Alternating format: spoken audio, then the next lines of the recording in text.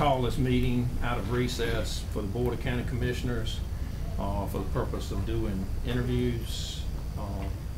Entertain a motion to go into closed session for the purpose of considering appointment of individuals through the informal interview process per general statutes 43-318.11A6 with applicants of the following: A, the Person Caswell Lake Authority, and B, the Person Community College Board of Trustees. So moved. All in favor, please indicate by saying aye. Aye. All opposed? All right, motion carries. I'd like to ask you guys to step outside and we'll call you in individually.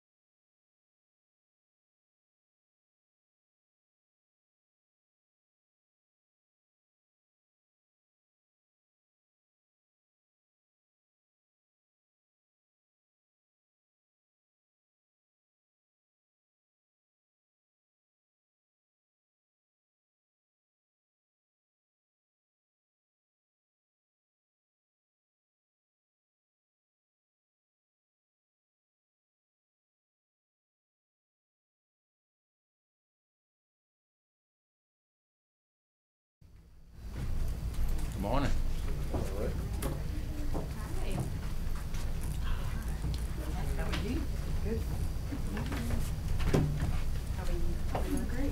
Really nice to meet you.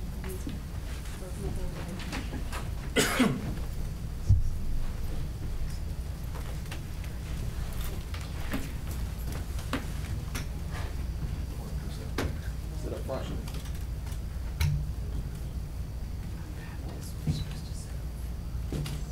We have it on the back row there. This is Cassie. Hey. All right. Appointment to the Person Caswell Lake Authority. Are there any recommendations or nominations? Mr. Chairman, make a motion to appoint John Bullock. A motion has been made. Is there any discussion? Hearing no discussion, all in favor, please indicate by saying aye. Aye. Aye. All opposed? Ayes have it. Appointment of PCC Board of Trustees. Are there any decisions or appointments or to be made? Mr. Chairman, make a motion to appoint Clarence Smith. Okay, there's a motion on the table. Is there any discussion? Hearing no discussion, please, all in favor of Mr. Smith, please indicate by saying aye. Aye. All opposed? Ayes have it. At this time, we're going to recess until, nope, we're going to close? Okay. I entertain a motion to close the meeting and reopen our regular July 10th meeting at 9 o'clock. So moved. All in favor, please indicate by saying aye. Aye. All opposed?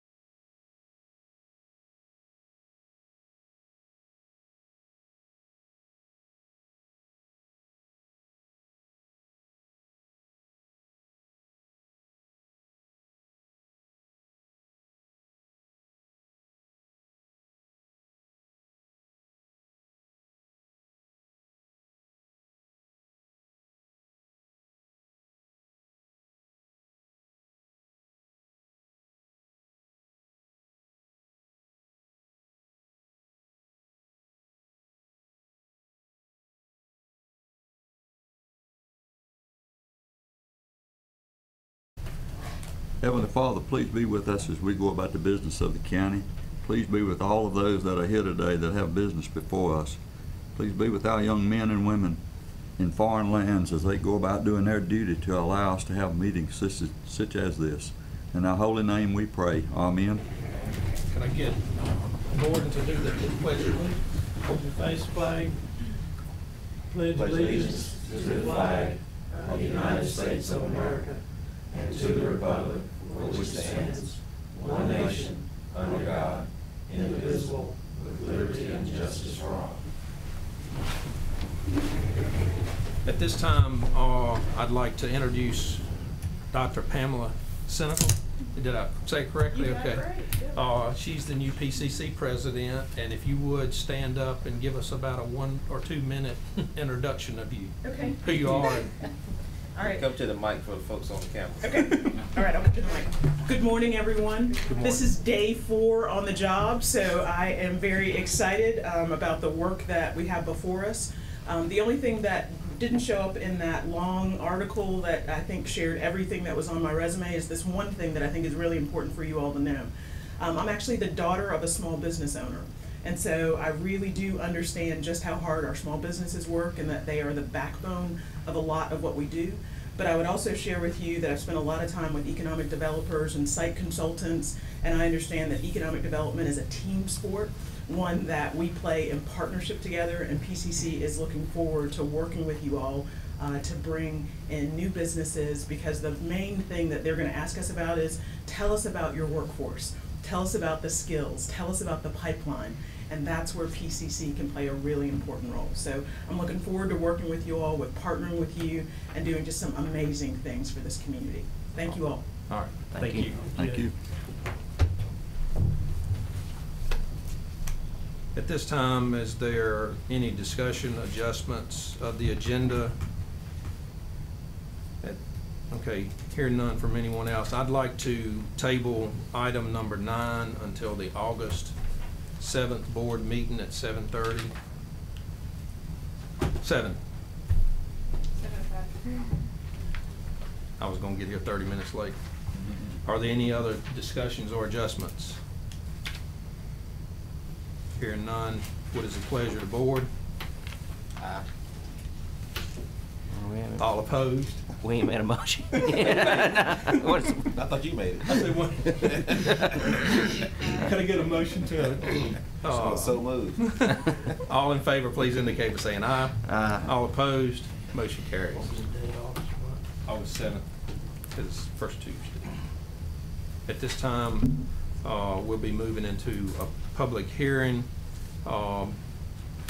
Addition of Wren Acres Trail, a private roadway to the database of roadway names used for 911 dispatching. Ms. Vaughn. Motion Oh, I to need a go into motion. public hearing. Man, we're messing it all up today, huh? Any discussion? All in favor, please indicate by saying aye. Aye. All opposed. Okay, now Ms. Vaughn. Good morning, Commissioners. As you've got in your packet, a citizen is adding a third residence along a private driveway, which enacts our ordinance and requires us to name that driveway. The state of North Carolina requires we have a public hearing prior to doing so. I've been in contact with the residents that live out there, and they've provided the name of Wren Acres Trail, which honors the family that lives along this driveway. And that was their suggestion, their recommendation. And after some initial questions, they were in agreement with the motion to move forward. My recommendation today is to approve the recommended roadway name. Do we have anyone here to speak? No, sir. Okay. Having no public here for comments, we will entertain a motion to close the public hearing. So moved. All in favor, please indicate by saying aye. Aye. All opposed? Okay. Consideration to grant or deny request for the addition of a new private roadway, Wren Acres Trail. We just heard from Ms. Vaughn. There are no people here opposing that. Motion to approve the request. Is there any discussion? All in favor, please indicate by saying aye. Aye. All opposed? Motion carries. Thank you. Informal comment period. There was no one there. Item number 6, discussion or adjustment approval of the consent agenda. Is there a discussion? Move for approval. All right. And there's a motion to approve the consent agenda. Any discussion? Hearing none, all those in favor of approving, please indicate by saying aye. Aye. All opposed? All right, motion carries. Follow up on solar farm requirements, Ms. Oakley.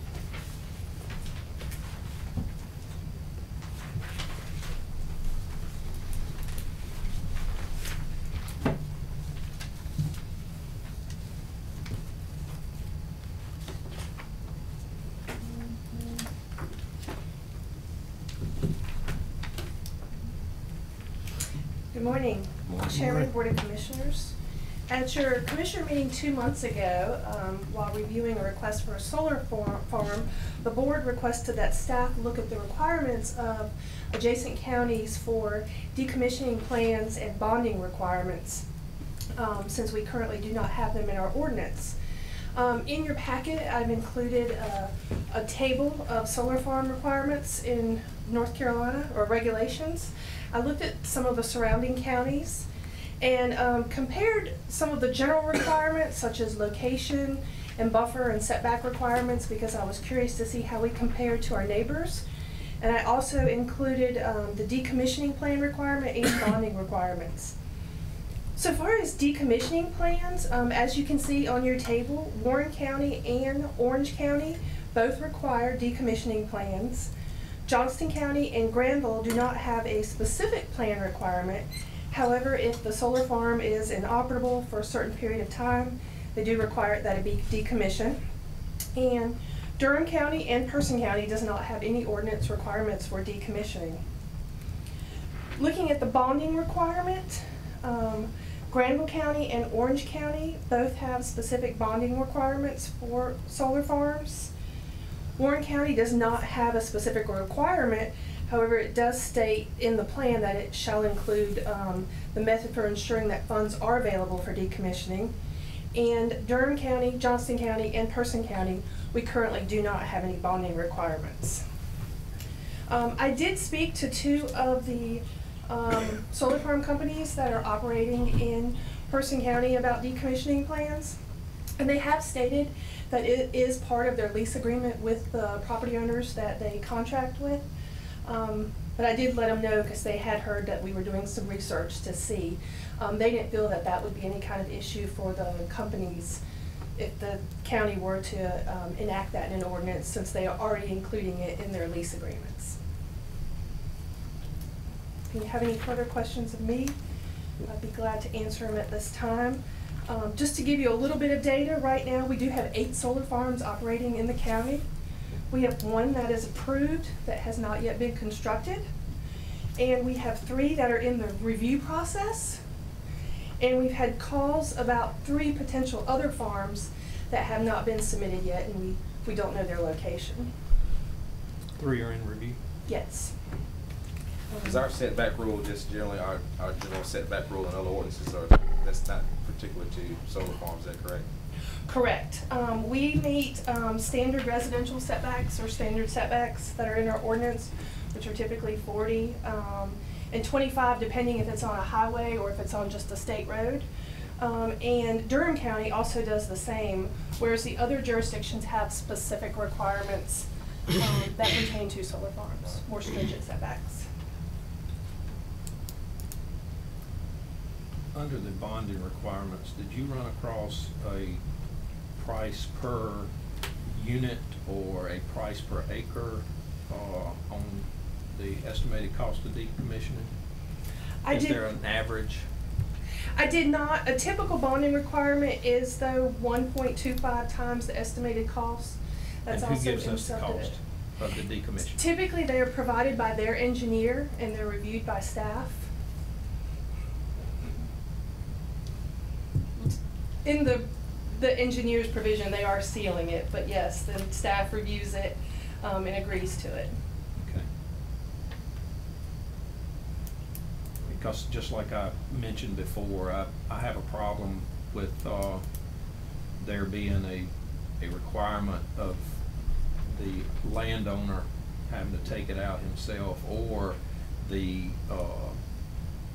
comment that was made that the recyclable material in it would cover the cost of decommissioning. I'm old enough to remember when petroleum companies gave the mom and pops the gas tanks in the ground, and we ended up doing a lot with those. So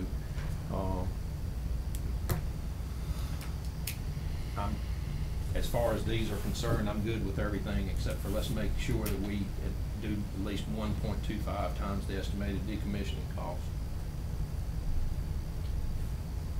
Ms. Oakley, how many are operational in the county now? So 8, and I have a chart that I prepared for you. 8 and 3 additional requests. 3 that are in the review process. 2 have been reviewed for stormwater. 1 is actually being reviewed by staff right now as we speak. It's Is that the large one? That's the large one. We don't know the approximate acres. I'm guessing it's between 300 to 400 acres. And it would be approved by staff at staff level because it's not within 200 feet of an existing house. We did have 1 approved that decided not to construct. That was Whittown. So if all of those that are on this sheet go through, you've got 639 acres of farmland. Correct. That's taken up for 20, 30 years. Roughly, what's the average time span on those? Yes, it is 20 to 30 years. Okay. I was reminded that the legislature made it even easier this past year, some of the stuff that they did for us doing, some of the permitting. And, we were looking, I hear what Tracy was saying, I agree with you on that, but also be reminded that, I believe it was Robertson County that denied the permit on one, and I can't remember exactly what the deal was, but they ended up in court and the county lost. They had to issue the permit. Now, Mr. Aycock may be more familiar with that than I am, but I hear what you're saying. I have thought about the same thing, but from a legal standpoint, I'm not sure there's a whole lot we can do. I think we can require a I agree. decommissioning plan and a bonding requirement. Right. I'm good with Person County's other things that are the first 3 location buffer and setbacks, as long as we have a decommission plan and a bonding requirement. So if everyone's okay with that, I'd make that as a motion that we continue forward with location buffer and setbacks as they are, but add a decommissioning plan and a bonding requirement of 1.25 times the estimated decommissioning cost. Now, does it have to go before the planning board, change an ordinance? It would. Correct. Okay. Yeah, public hearing. There would be a public hearing at planning board and then it would come to you. Okay. So there's a motion on the table. Is there any discussion? All in favor, please indicate by saying aye. Aye. All opposed? All right, thank you, Ms. Oakley.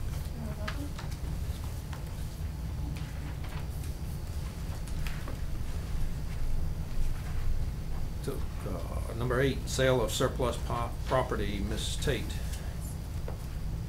Good morning, Commissioners. Good morning. I apologize for my voice. Per your request, we have 4 parcels here before you that are surplus property that we would like you to consider selling.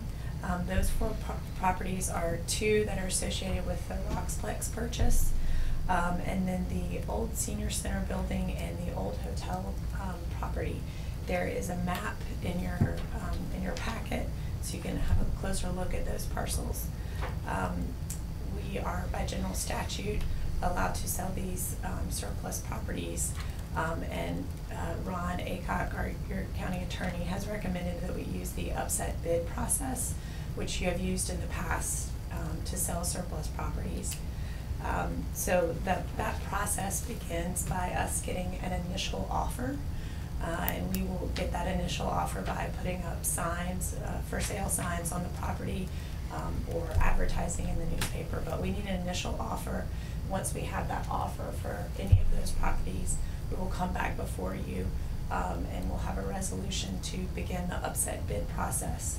The upset bid process means that we will advertise that initial offer in the paper, and we'll solicit additional bids on that property, and we'll continue to do that until we no longer get additional bids, at which point we'll be back before you to authorize the sale of those properties.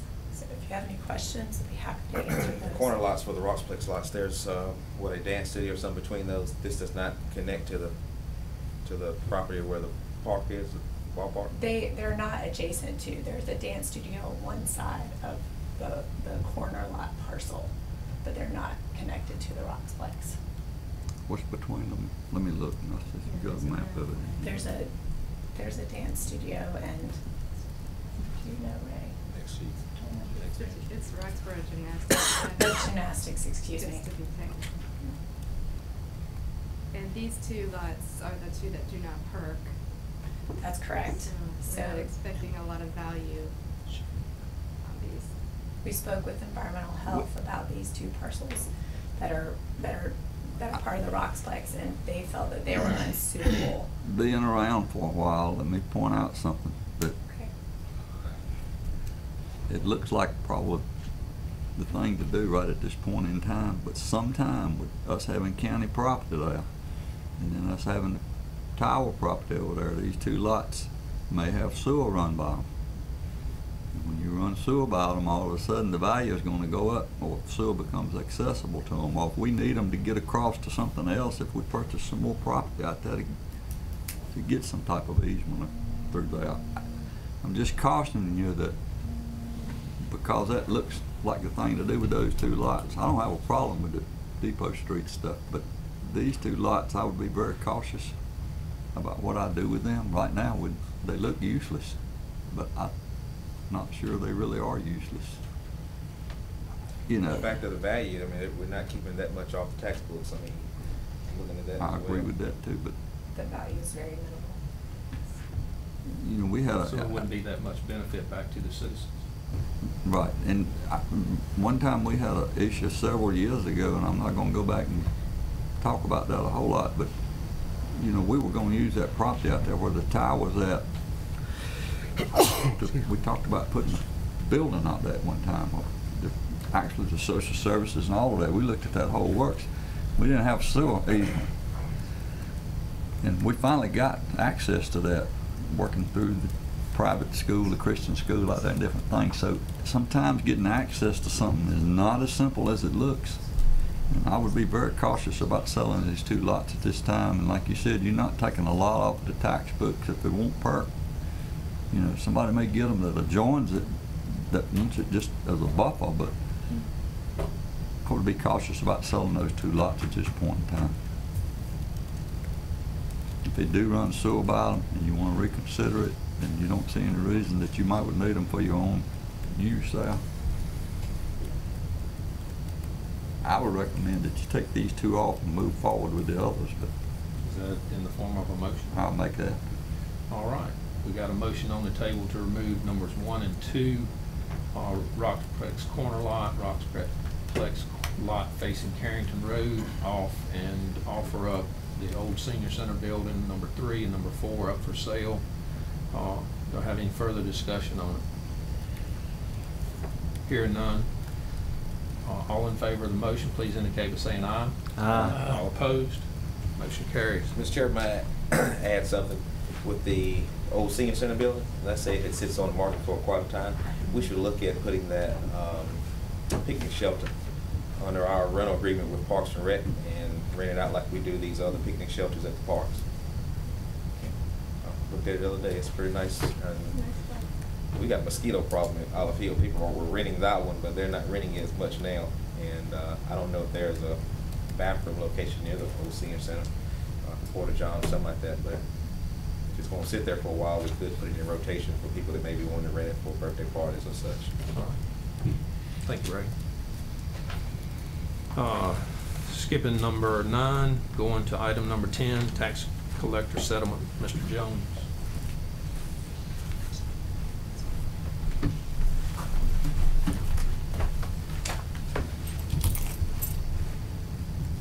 Good morning. Good morning. Tax collector settlement is required to be presented to the board in the month of July. This is basically the collection activity we did the last fiscal year ended June 30. It's required by General Statute 105-373A3. I do have a PowerPoint I'd like to share with you. If you will start that for me.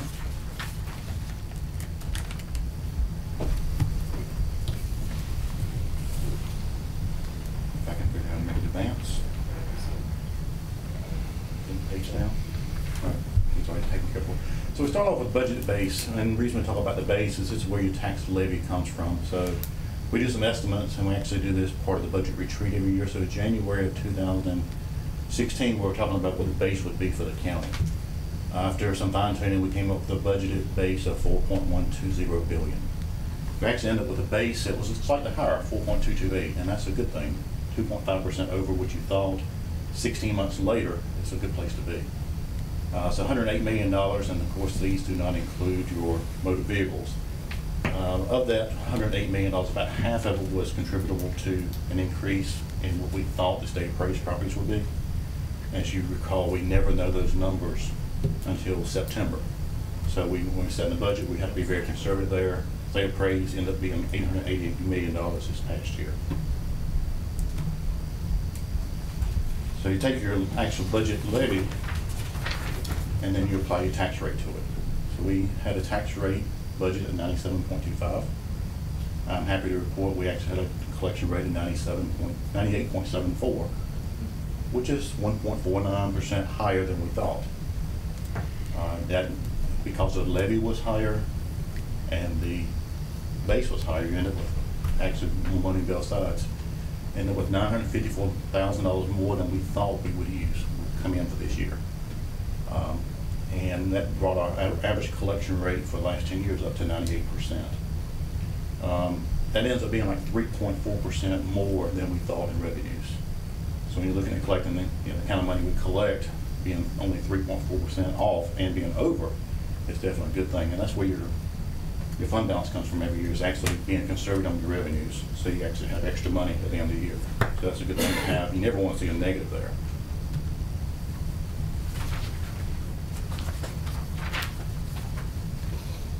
So after we got all the way around to June 30, we had some money that was uncollected. So of the basically $20 million we had to $20 million we had to collect, we had $370,000 we did not collect. And that money, of course, stays on the books. We continue to work on those. And I split this up between real only and uncollected other.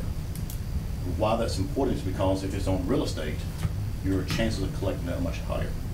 If you have taxes on a dog, an untagged vehicle, a boat that left the county, those are harder to collect than real estate taxes.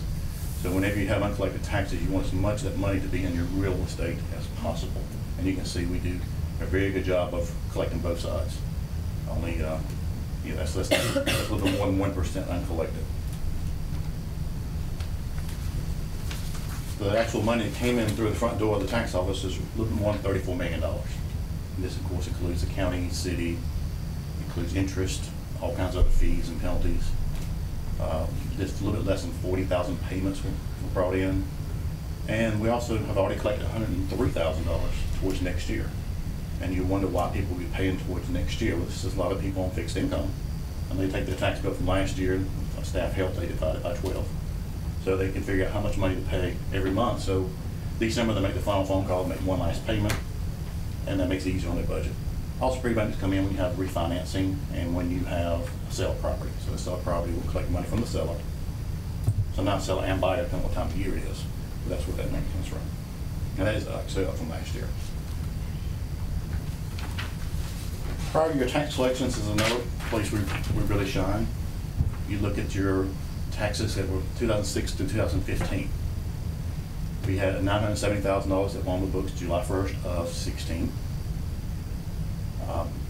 At the end of that fiscal year, June of 2017, we had $607,000.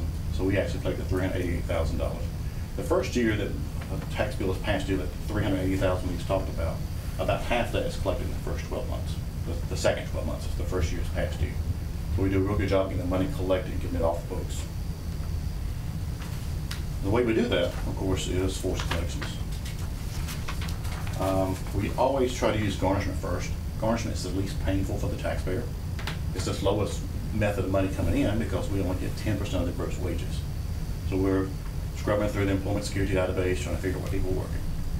We actually had 1,758 payments come through garnishment, bringing the county $198,000, city some money, $226,000 total for garnishments. The second thing we go to is a bank attachment. Bank attachment is a little more painful. It's 302 payments. Money comes in faster, but what happens there is they take everything that's available to pay our tax bill. So if someone has $1,000 in there and they owe us $1,200, well, they're going to take every dollar. The bank's going to put a service charge, all the checks are going to bounce. But before that happens, they've got received a delinquent notice, you guys have some paper being delinquent, and they've received a certified letter. And once they receive a certified letter, they have 10 days to pay it, and we work with them. So it's not like we just grab the bank account and then money disappears. So we do give them fair warning, but that's how we get to the 99% collection rate. A couple of other things we use, North Carolina Sheets. The NC Cash is how most people know this. NC Cash is kind of fun because this actually, a lot of this money comes from people that are deceased. So that final deposit on their utility payment never got to them, and then they know where to send it. So they send it to the state. We as a government agency can say, we want that money, and they'll send it to us. We had $8,700 of money is out of nowhere, basically what it amounts to. Come in and pay some of these past due taxes. We also use debt set-off. Debt set-off has kind of lingered. When it first started, it was great. When North Carolina restructured their tax returns, they started withholding less. And then, of course, we took motor vehicles out of our mix. So when they did that, the money went down. So this year total, we collected $55,000 for 4 different agencies, most of it being for the tax office. And the debt set-off, if you have a tax refund from North Carolina Department of Revenue over $50, you receive a letter saying, we're going to take it if you get one. If you win the lottery over $600, we get that too. So that's how the money comes in there, and we do help other agencies submit those monies. So after all is said and done, we add the 16 and all the other past due bills. We end up with $940,000 we didn't collect, 7,300 bills. The majority of the bills are older motor vehicles prior to 2013, but that's not a lot of money. That's only 73,000. So it's a lot of money to look at it. But you compare to real estate, only 3,000 bills, 800,000. And then your other uncollected bills, which again is your untagged motor vehicles, your farm equipment, your boats, jet skis, airplanes, dogs, all that stuff involved there. Again, it's good to have your uncollected taxes as a lien on your real estate, and that's where we're still standing there. This is probably my favorite slide, if there's such thing as being a favorite slide with numbers. The 11th year taxes. So this is the year we have to write off. Back in 2006, we started off with a $24 million levy. And as of June 30 of 2016, 11 years later, we had 352 bills that were uncollected. 46 of those are real estate, and these 46 pieces of real estate, a lot of them are little problem properties, little slivers, little nuisance strips. They don't really have enough value to even afford to foreclose to get the money. A couple of them we're all working on foreclosure. Some of them, the air problems, they're so involved. The family passed away 3 generations ago, and none of the family members have lived in Person County for 3 and 4 generations. And we're trying to figure out how to notify them properly to get them foreclosed. Some of them may have underground storage tanks. We talk about using petroleum tanks. We can't touch those. It would be foolish for the county to mess with those. A few unpaid vehicles, some other uncollected bills. But after all said and done, we end up writing off less than $14,000 of the $24 million, which is 5/100ths of 1%. So we do a great job. We stay after the money year after year after year. This year we actually collected some money that's 11 years old. That is my favorite slide because it shows how little we actually write off. The motor vehicles has been a very successful program. Of course, everyone thought that this will be a 100% collection because you can't have a vehicle if you don't pay your taxes, you can't drive. Well, that's not quite the case. It's almost the case. It's 99.86% of the case. But what can happen there is I write a bad check for my vehicle taxes and my registration. Of course, DMV has great tools to collect that. They can actually block your registration so you can't drive or renew your driver's license in each state. So they can block you very well there. Another of the situations happens is when I buy a brand new car and I get what's called an LRP, a limited registration plate. And the dealership association said adding that property tax bill to that vehicle purchase will kind of cost them some sales. So they wanted a way to let them pay later. So if you buy a new car, they'll give you 30 days and you get a little tint sticker to renew your tax. And sometimes people will not pay that, they're late paying it, they'll wreck the car, have repossessed it the first 30 days. That's where that $3,500 comes from. really isn't that big a deal. So that's 46,451 vehicles that we collected with right at 100% collection rate. And the tax office isn't out of the motor vehicle business. We think that the DMV's collecting it, that we don't have to do motor vehicles. Well, everything other than the final payment comes through our office. We have to determine the value of the vehicle, the size of the vehicle. We have to do all the adjustments for people turning tags in, trading cars, transferring cars. All that still comes through our office. So we do play a very active role in motor vehicle taxes. And that ends up being a value of $355 million for the vehicles in the county. Final thing we collect, of course, is stormwater. And this is slightly less than our normal collection rate for property taxes. And if you think about how stormwater works, it would make sense. Stormwater, we didn't exempt any property. So we have numerous family cemeteries that we never had addresses on that are getting stormwater bills. Getting bills as in we're creating them when we have nowhere to mail them. So we knew the stormwater collection rate would be less than the property tax collection rate. And I really don't think we want to get in the business of foreclosing on cemeteries to get the money collected. So 97.2% collection rate is great. We ended up with $7,600, and we still work on the past years there too. We are collecting about half of that next year, and some people see name in the paper. Is that my Jeffers? Is that my family? They come in and want to pay it, or is that my Clayton's? So that does happen. So it helps us there. And that's the end of my PowerPoint. I do need a motion to accept the report if you like the report. And of course, any questions you have, I'll be glad to address those. Move for approval. There's a motion on the table. Any discussion? Hearing none. All in favor of the motion, please indicate by saying aye. Aye. All opposed? Carries. Mr. Jones, you got it. And one thing I would like to mention, the collection report isn't my report. Of course, it's my total staff, not just my collectors. If the appraisers can't appraise a property where the taxpayer feels it's fair, and the collectors can't help the people find a way to pay it, my collection rate wouldn't be where it was. This is not my work, it's my staff's work. I should have had that at the very beginning, but they were the ones who did it. In order to have this collection rate, I have to have the power to collect taxes. I, as an individual, can't do that. Board can order that collection rate to me as under General Statute 105-321. That would be a motion to collect taxes for 17 and all the delinquent prior years we talked about. Move for approval. Have a motion on the table. Any discussion? Hearing none. All in favor of the motion, please indicate by saying aye. Aye. All opposed? All right. Mr. Jones. And my final item is the reappointment of county assessor. My last appointment was in 2015. It is customary to do a 2 to 4 year appointment. Carson County has always done a 4-year appointment in the past. I'm currently my continuing education, which allows me to be appointed for 4 years. That would take me through July 2021, if that was the desired board. Move to appoint Mr. Russell for 4-year term. There's a motion on the table. Any discussion? All in favor of the motion for 4 years for Mr. Jones, please indicate by saying aye. Aye. All opposed? Motion carries. Thank you, Mr. Jones. Keep collecting the taxes. There is an oath. Do we need to administer it now? Yes, you have that at your seat. You can administer that oath at this time. I do that. This is? I'm gonna tell the truth, no truth, nothing but the truth. Very close, you said. No, this is. It's in your packet. It's in your packet. Oh, Page here it is. 84. I got it. Well, I was on it here, but I. Okay, please repeat after me. Got your hand on the Bible.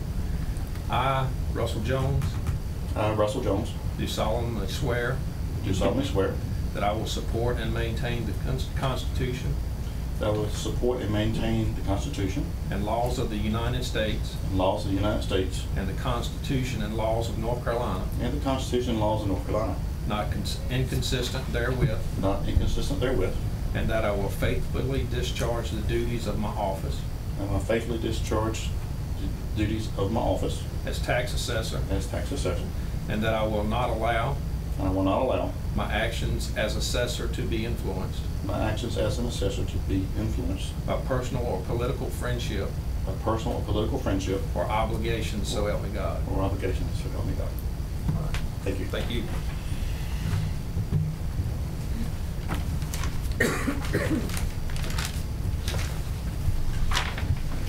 Item 13, Public Safety Communication System Update Funding Request. Ms. Tate.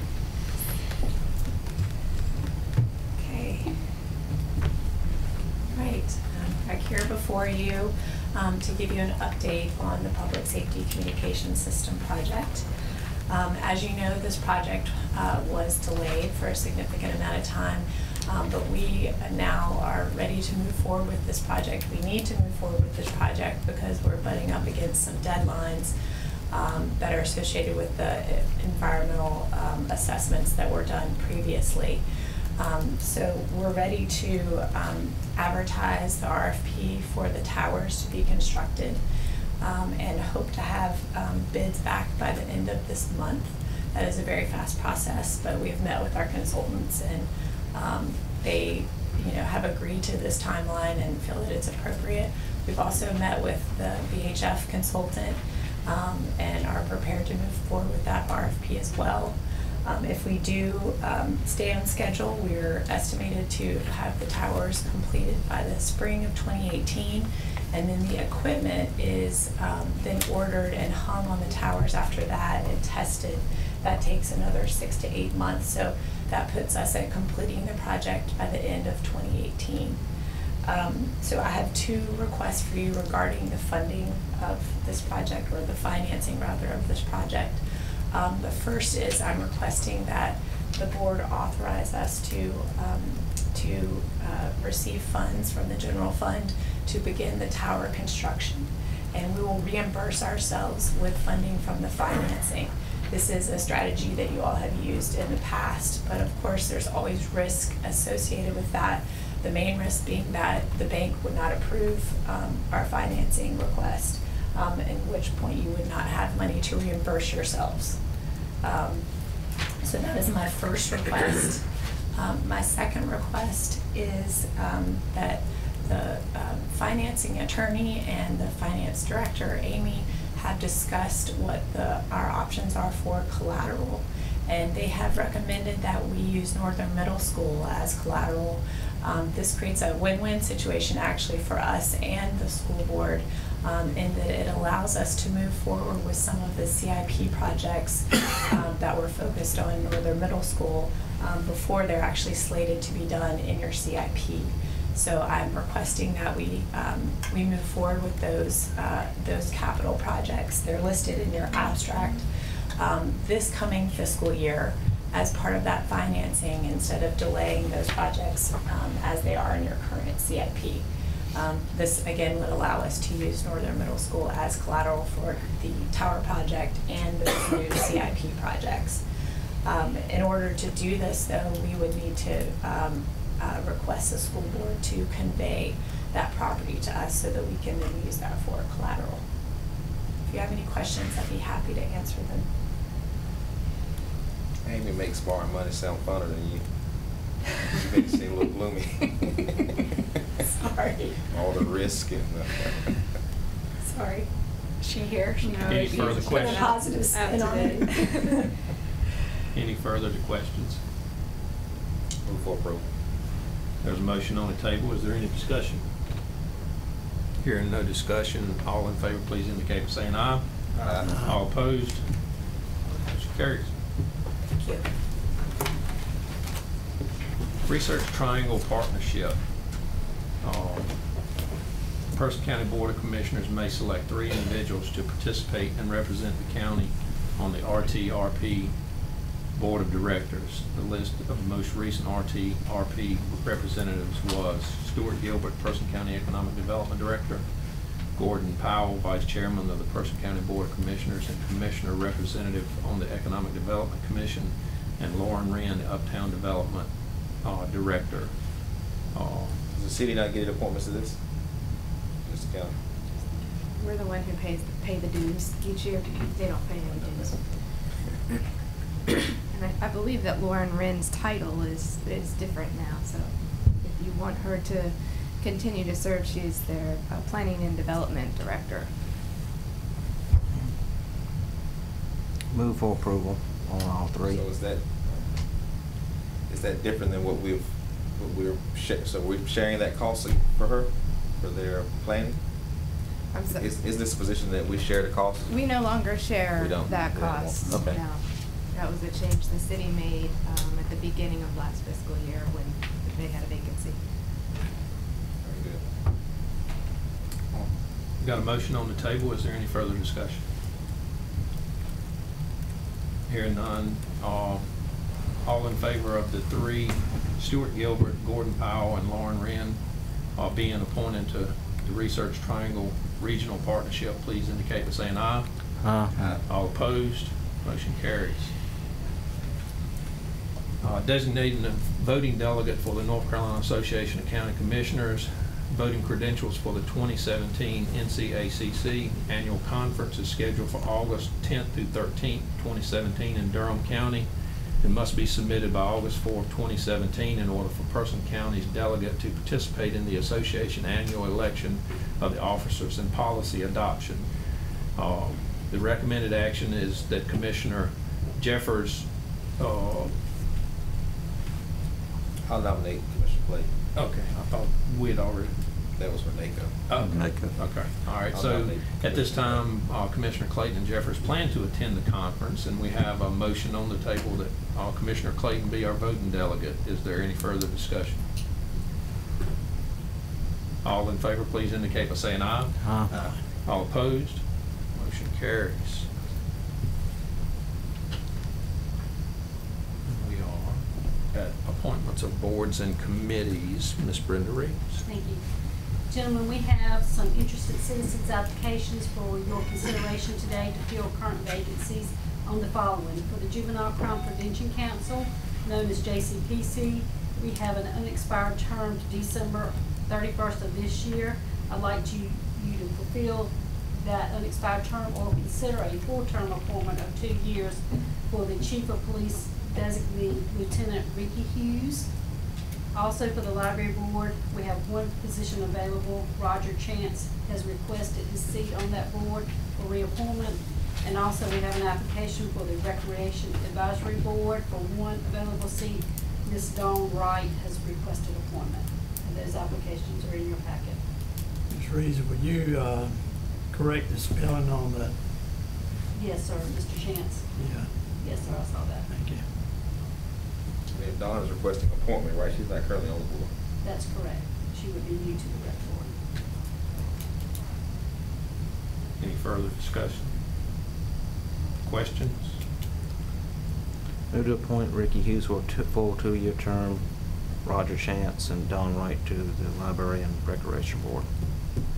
There's a motion on the table, or is there any further discussion?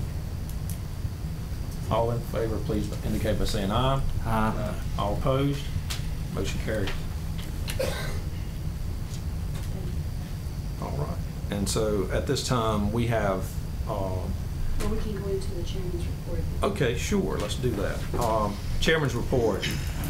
And before each one of you, we have our county manager's performance appraisal.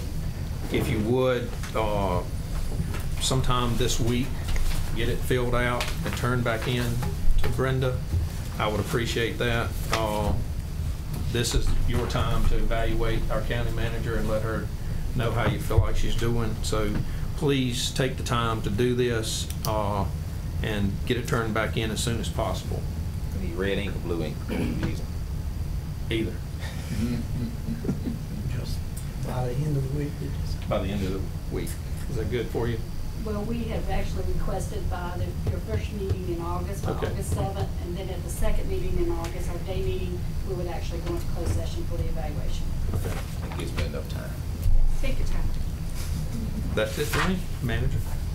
Vice Chairman Pell, I don't know if you wanted to announce a cancellation of the upcoming EDC meeting, but he and I had talked about canceling the July 20th meeting due to some scheduling conflicts and the transition of a potential new board coming into place. So the next meeting of the EDC, we would be required to announce that would be, if they keep to the same schedule, August 17th. That's all that I have. Commissioner Jeffers. We finished up, I was actually served on the Timberlake Fire Department Strategic Planning Committee. So we kind of finish that up. They're going to present that to their board tonight, so we may be hearing something from that. That's about all I have.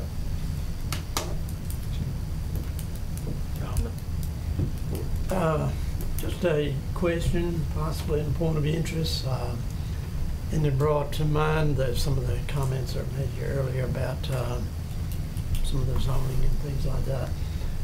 And I read a lot about these tiny houses. Is that what they're called? Do we have policies in our county right now that would address those? I don't know if Lori would like to speak to that, but we have had that issue come up. Oh, you have had that Yeah. already? We have. Okay, I'm sorry. Yeah, I can speak to it a little bit. I was involved in the first one that we got here, and Tiny basically houses. what they do on a tiny house is it's stamped and registered as a recreational vehicle. And our county ordinance doesn't allow for a recreational vehicle to be set up on a permanent residence at this current time. So if you want a tiny house, don't put it on a permanent foundation. It'd be a lot easier. We do accept tiny houses that are built to either the HUD code or the North Carolina State Building Code. So HUD code is what manufactured homes have, the symbol in those dwellings. And North Carolina State Building Code is just like a conventional stick-built house.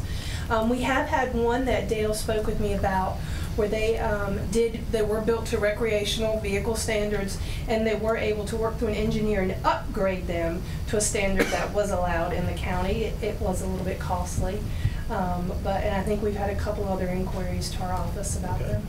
I was unaware of that, so just so we got it addressed.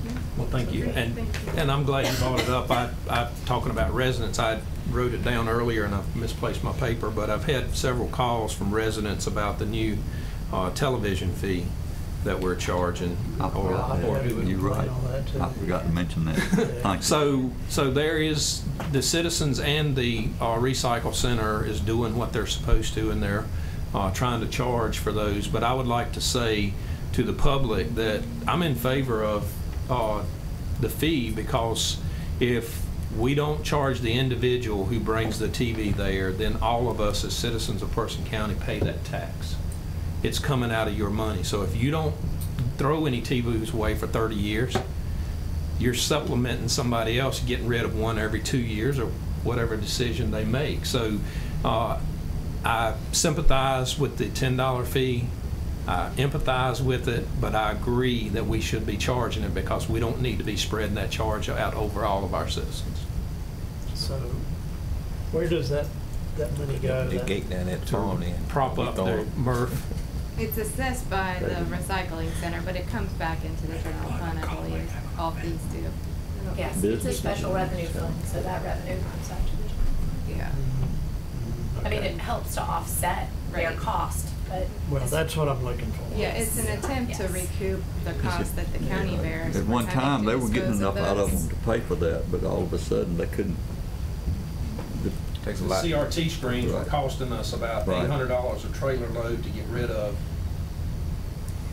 We looked at trying to do this last year and put it off a year to defer the costs on the individuals, but it's just gotten to be too much. And you can see the amount of dumping that's happening after hours for TVs. We're trying to address this by being a little more diligent in terms of accepting those types of. Which I imagine still be a problem, right? They just Well, drive down yeah. there anytime and leave it. It is still a challenge. We do have cameras, and we are working with the police chief to enforce the dumping. So you can be cited for that now. Thank Yeah, you, and I Lori. would Yeah, they'll put you on suggest. Facebook and say, "You help me identify this person."